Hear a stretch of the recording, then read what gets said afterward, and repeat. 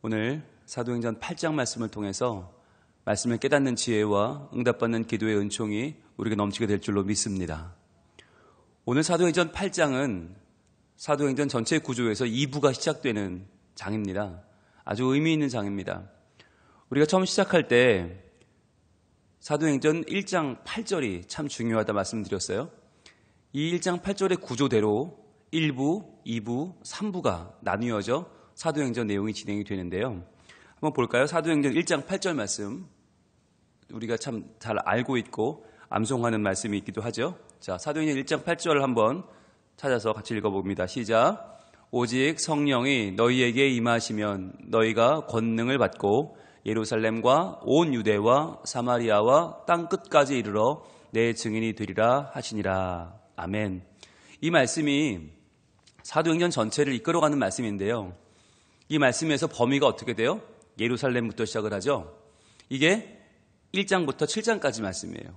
어제까지 말씀이 바로 예루살렘 교회가 세워지고 예루살렘 교회가 이제 힘을 얻는 그 장면이 예루살렘과까지였고, 오늘부터 이제 8장부터 12장까지가 온 유대와 사마리아와 여기까지예요. 온 유대 그리고 사마리아, 나아가서는 팔레스틴 전체 지방을 지나 이제 안디옥으로 진출하게 되는 이 중간 단계가 오늘부터 2부가 시작되고요. 13장부터 끝장까지가 바로 땅 끝까지 이르러져 사도 바울이 복음 증거를 하러 사명을 가지고 로마까지, 그 당시 알려진 땅끝이 로마까지 떠나는 장면이 이제 13장부터 펼쳐지는데, 바로 이 중에서 중간 부분 온 유대와 사마리아와 이 지역이 바로 오늘부터 시작되는 8장에서 12장까지의 말씀이 되겠습니다. 그러니까 지금까지는 1장부터 7장까지는 예루살렘 교회, 즉 유대인 교회였어요. 그리고 3부인 13장부터 28장까지는 완전히 이방인 교회가 됩니다. 그런데 오늘 보는 이 2부는 중간 단계예요. 그래서 유대인 중심의 교회가 어떻게 이방인 중심의 교회로 바뀌어야 되는지, 즉 하나님의 백성이라고 선민 사상을 가지고 있던 이스라엘 백성들에게서, 유대인들에게서 어떻게 복음이 보편적인 구원 사상으로 전 세계로 퍼져나가게 되는지를 보여주는 장면이 바로 오늘 바로 8장입니다. 그래서 아주 오늘 본문이 중요한데요. 1절부터 보겠습니다. 사울은 그가 죽임 당함을 마땅히 여기더라. 자, 사울이 갑자기 나와요. 그리고 그가 죽임을 당했다. 그는 누구일까요? 바로 스데반이죠. 그렇습니다. 7 지도자, 7 일꾼 가운데에서 성령이 충만하고 지혜가 충만했던 스데반이 복음을 변론하는 장면이 어제 7장에 있었잖아요. 그런데 마지막에 그가 순교를 당합니다. 자, 그런데 순교를 당할 때 갑자기 사울이라는 이름이 등장을 합니다. 사울. 우리가 알고 있는 사도 바울이죠. 바울이 되기 전에 이름이 사울입니다. 그렇다면 이 사울이 어떤 역할을 했었나 한번 볼까요? 바로 그 위에 보시면 이제 58절, 7장 58절 한번 볼까요? 7장 58절.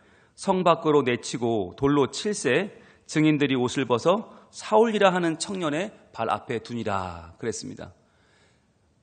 청년 사울 앞에 증인들이 옷을 벗어 두었다는 것은 사울이 이 당시에 매우 주도적인 역할을 했음을 보여주는 거예요.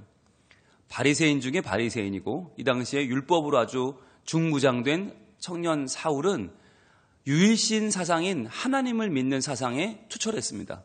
그러니까 유일신 사상을 가지고 있는 율법 학자들이나 전통 신앙인들에게 하나님 외에 다른 누군가는 절대로 신이 될 수 없는 거예요. 근데 예수님이 하나님의 아들이라고 그러니까 신성 모독이죠. 그래서 스데반을 돌로 친 것이죠.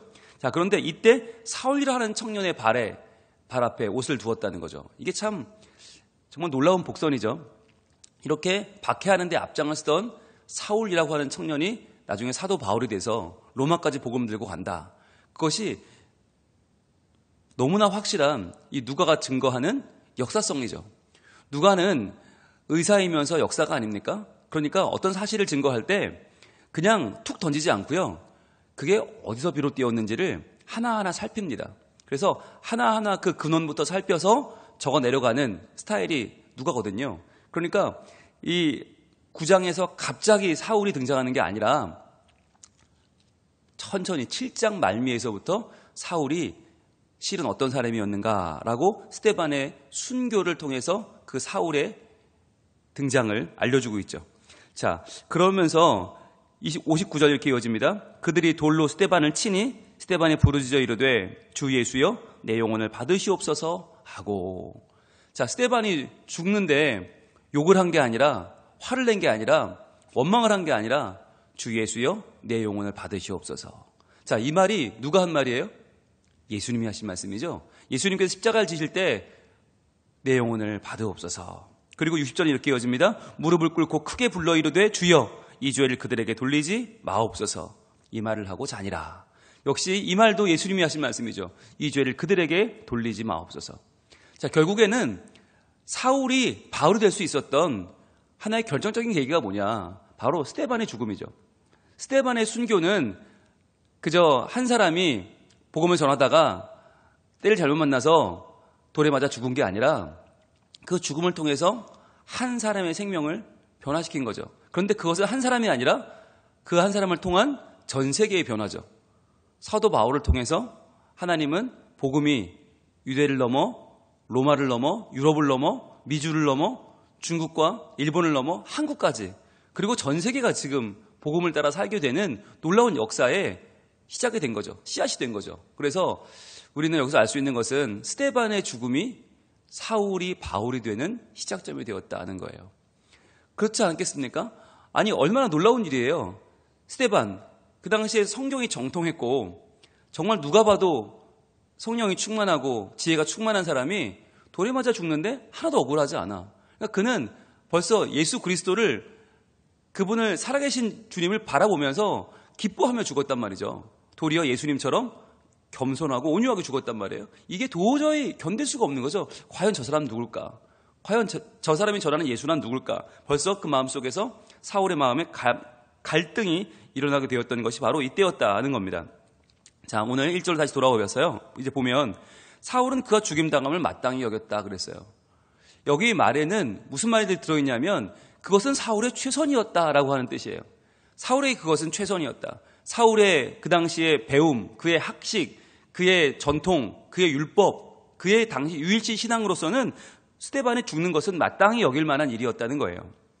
자, 그것이 바로 사울의 최선이었다. 이렇게 우리는 이해할 수 있고요. 자, 그날에 어떤 일이 벌어졌냐면 그날에 예루살렘에 있는 교회에 큰 박해가 있었습니다. 큰 박해가 있어서 사도 외에는 다 유대와 사마리아 모든 땅으로 흩어지니라. 지금까지는 예루살렘에 모여 있었죠. 3,000명에서 5,000명 되는 그 어마어마한 새로 생긴 교회가, 조직 공동체가 예루살렘에 있었는데 이제 스데반이 죽던 날에 큰 박해가 임했죠. 이 박해의 주인공은 사울이죠. 청년 사울이죠. 자, 그러면서 예루살렘에 있는 교회가 큰 박해를 만나서 어떻게 돼요? 사도 외에는 다 유대와 사마리아 모든 땅으로 흩어졌어요. 자, 그러니까 사도들은 어땠다는 거예요? 예루살렘에 남았다는 거죠. 왜 남았을까요? 그들은 예루살렘이라고 하는 정말 놀라운 복음이 전파되고 교회가 세워진 이 땅을 버릴 수가 없었던 거예요. 아니, 한 번 설교하면 3,000명 회개하고 5,000명의 교회가 되는데 어떻게 버려요? 그러니까 끝까지 버티고 있자. 사도들은 그들의 최선은 뭐였어요? 버티고 있는 것이었어요. 자, 그런데 하나님의 뜻은 그게 아니었죠. 하나님의 뜻은 뭐였어요? 오직 성령이 너에게 임하시면 너희가 권능을 받고 예루살렘과 출발하죠. 어디로? 온 유대와 사마리아와 더 나아가서 땅끝까지 가야 되는데 이 사도들은, 그 사도들은 다 히브리파 유대인들이잖아요. 그러니까 자기가 나고 자란 유대를 떠날 수가 없었던 거예요. 어떻게든 예루살렘을 지키자. 그리고 남았다는 거죠. 이것은 제자들의 최선이었지만, 사도들의 최선이었지만 하나님의 최선은 아니었어요. 자, 그러니까 1절엔 두 사람의 최선이 나오는데 청년 사울의 최선, 이것은 그 나름대로 만족했지만 하나님의 최선하고는 관계없죠. 그 다음에 사도들의 최선, 그들은 예루살렘에 남았지만 이것은 하나님의 뜻이 아니었어요. 하나님은 모든 땅으로 흩어 보내시는 것이 하나님의 뜻이었던 거죠. 볼까요? 2절입니다. 경건한 사람들이 스데반을 장사하고 위하여 크게 울더라 그랬어요. 여러분, 이것이 경건한 사람들, 당시에 스데반을 장사했던 사람들의 최선이었어요. 자, 그런데 여러분 여기서 한번 볼까요? 스데반을 장사하고 위하여 크게 울었다. 여기서 울었다라고 하는 이 표현이 그를 기리거나 회고했다는 뜻이 아니에요. 불쌍히 여겼단 말이에요. 불쌍히 여겼다. 여러분, 스데반이 불쌍하게 죽었습니까? 아니죠. 스데반은요, 자랑스럽게 죽었습니다. 기쁘게 죽었습니다. 만족하며 죽었습니다. 왜냐하면 하나님을 내가 믿고 그 하나님을 온전히 증거했어요. 그럼 된 거예요. 내 한 목숨 아무런 미련이 없었어요. 스데반은 죽으면서 평화롭게 죽었어요. 그런데 그를 장사한 사람들은요, 그것이 아까웠어요. 야, 스데반 같은 인자가 벌써 죽다니.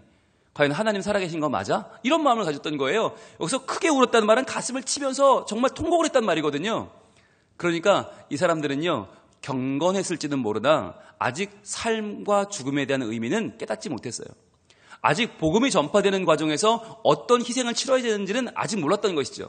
그러니까 이 사람들도 최선을 다했지만 그 최선은 하나님의 최선과는 관계가 멀었습니다. 자, 그러면 3절입니다. 사울이 교회를 잔멸할새 각 집에 들어가 남녀를 끌어다가 옥에 넘기니라 그랬어요. 자, 청년 사울은 스데반을 죽이면서 그 죽임을 시작으로 해서 교회를 잔멸합니다. 잔멸한다는 표현이 뭐냐면 멧돼지가 포도밭을 마구 짓밟는 것을 묘사하는 단어예요. 그러니까 정말 다 파헤쳐서 못 쓰게 만든다라는 뜻이거든요. 아주 폭력적이고 아주 잔인하게 이 일을 행하는 거예요. 여러분, 참 놀라운 일이죠. 하나님을 믿는 사람이 그 믿음 때문에 잔인해질 수 있다. 율법을 믿는 사람이 율법 때문에 잔멸할 수 있다. 여러분, 이게 참 놀라운 일이죠. 이게 종교의 현실입니다. 여러분, 종교라고 하는 것에 사람이 미치면, 복음 없는 종교에 사람이 매몰되면 이렇게 될 수밖에 없다는 거예요. 그래서 우리는 늘 나의 신앙을 하나님 말씀 앞에 돌아봐야 돼요. 내가 바른 복음을 믿는 사랑의 사람인가? 진정한 기쁨과 자유함과 평화의 사람인가? 아니면 종교에 매여서 내가 남을 정죄하고 남을 잔멸하고 내가 생명을 해치는 사람은 아닌가? 여러분, 이게 종이 한 장 차이거든요. 지금 사도 바울은 최선을 다하고 있어요. 이 사울의 시절에 청년 사울은 내가 믿는 유일신 신앙, 내가 믿는 율법에 최선을 다하고 있어요. 그런데 그 결과가 뭐예요? 많은 사람을 괴롭히고 죽이고 옥에 넘기는 그러한 모습이에요. 즉 사울의 최선도 결국에는 하나님의 최선과는 관계가 멀었습니다. 자, 그렇다면 하나님의 최선은 어디서 드러나는가? 바로 4절입니다. 4절, 그 흩어진 사람들이 두루 다니며 복음의 말씀을 전할세. 바로 여기에요. 흩어진 사람들, 사도 외의 모든 사람이 다 유대와 사마리아 모든 땅으로 흩어졌다고 그랬죠? 자, 1절에 나오는 유대와 사마리아 모든 땅으로 흩어지니라. 노란색으로 한번 펴보세요. 유대와 사마리아 모든 땅으로 흩어지니라. 1절의 마지막 부분이죠. 자, 바로 유대와 사마리아. 사도행전 1장 8절에 나온 온 유대와 사마리아. 바로 똑같죠. 즉 하나님의 말씀이 예루살렘을 떠나 온 유대로 퍼지고 사마리아로 퍼져나가는 과정을 보여주는 거잖아요. 자, 이때 바로 그 흩어진 사람들이라고 하는 이 본문의 표현이 디아스포라입니다. 디아스포라. 흩어진 사람들, 디아스포라. 여러분, 흩어졌다는 게 얼마나 불행한 거예요. 1차적으로 보면. 우리는 모여있는 게 좋아요. 우리는 원하는 장소에 있는 게 좋지 쫓겨다니고 흩어지는 거 좋아하지 않아요. 그런데 그 흩어진 사람들이 왜 흩어졌냐는 거예요. 목숨을 부지하려고 흩어졌나? 그 사람들이 어떻게든 우리 세력을 좀 유지해 보려고 그래서 흩어졌나? 우리의 재산과 우리의 가진 것들을 좀 보존하려고 그랬나? 아니라는 거죠. 흩어진 사람들이 두루 다니면 뭐 했어요? 복음의 말씀을 전했다는 거예요. 왜? 하나님께서 우리를 흩으신 이유가 뭐냐? 아, 그렇구나. 예수님께서 승천하기 전에 말씀하셨던 예루살렘과 온 유대와 사마리아와 땅끝까지 이르러 내 증인이 되라고 하셨던 말씀이 이제 이루어지는구나 라고 하는 믿음을 가지고 그들이 주의 말씀을 들고 열심히 복음의 말씀을 전했단 말이에요. 여러분, 이것이 무엇입니까? 하나님의 최선과 인간의 최선이 만나는 자리예요. 여러분, 여기서 역사가 일어나는 거예요. 인간의 열심만으로 안 되고요. 인간의 최선만으로 안 돼요. 보세요. 1절에서 사울은 그가 죽임당할 마땅히 여겼다. 사울의 최선이었잖아요. 사도 외에는 다 흩어졌다. 사도들은 남는 게 최선이었잖아요. 그리고 2절에서는 경건한 사람들은 스데반을 장사하고 우는 게 최선이었단 말이죠. 3절에 사울은 교회를 잔멸하는 게 최선이었고요. 그런데 이 모든 최선이 인간은 최선을 다했지만 하나님의 최선과 만나지 못하니까 결국 그것은 아무런 열매가 없었어요. 그런데 4절에서 그 흩어진 사람들, 힘이 없는 사람들, 무너진 사람들, 끝난 사람들, 그런데 그들이 하나님의 열심과 만나니까, 하나님의 최선과 만나니까 어떻게 돼요? 복음의 말씀을 전하는 놀라운 역할을 했다는 거예요. 여기서 하나님의 역전의 원리가 등장하는 것입니다. 여러분, 지난주에 우리 크리스찬의 삶을 뭐라고 표현했어요? 겉바 속촉이라고 했어요. 겉은 바삭한데 속은 촉촉하다. 이게 뭐예요? 놀라운 반전 아닙니까? 겉은 바삭바삭 푸석해 죽겠어요. 다 끝난 것 같아요. 그런데 속은 촉촉하고 윤기가 흐르고 육즙이 흐르고 기쁘고 감사하고 행복해 넘쳐요. 이 반전이 어디서 일어나는 거예요? 바로 인간의 열심으로 끝나지 않고 하나님의 열심과 만났을 때, 바로 하나님의 말씀과 만났을 때 그 인생에 벌어지는 놀라운 역전, 반전, 그것이 바로 겉바속촉이 아닙니까? 지금 이 흩어진 사람들이 바로 그 일을 이루었다는 거예요. 여러분, 복음을 증거할 때 반드시 일어나는 일이 뭐냐? 박해입니다. 박해예요. 큰 박해가 있었다. 큰 박해. 여러분, 여기 1절에 나온 큰 박해는 크다는 뜻이 뭐냐면 메가스. 메가톤 할 때 그 메가가 100만 배 아닙니까? 메가바이트. 메가 엄청난 큰 거예요. 그런데 그 큰 박해가 메가스 어마어마한 박해가 있었어요. 자, 그런데 그 박해가 있었을 때 2절에 보면 크게 울더라 그랬죠. 크게 울더라. 자, 이 크게가 또 메가스예요. 1절에 큰 박해, 2절에 크게 울더라. 연결해 보세요. 자, 큰 박해가 일어났을 때 크게 울었어요. 너무너무 크고 너무너무 괴롭고. 그런데 여러분, 이렇게 끝나지 않아요. 끝나지 않고 하나님의 말씀이 전파가 된다는 거죠. 자, 그러면 그 말씀이 전파되는 박해의 위기가 말씀 전파의 기회로 바뀌는 놀라운 사건이 오늘 5절에 등장을 합니다. 박해로 인하여 복음이 증거되는 사례, 5절 같이 읽어봅니다. 시작. 빌립이 사마리아 성에 내려가 그리스도를 백성에게 전파하니 그랬어요. 빌립은 누굽니까? 7명의 일꾼 중에 한 명입니다. 자, 스데반이 죽었습니다. 그러면 나머지 일꾼들은 아이고, 우리도 복음 전하다 괜히 죽겠네? 그리고는 숨어버린 게 아니라 도리어 복음을 증거했다는 거예요. 왜? 예수 그리스도의 말씀이 이제 이루어지는구나.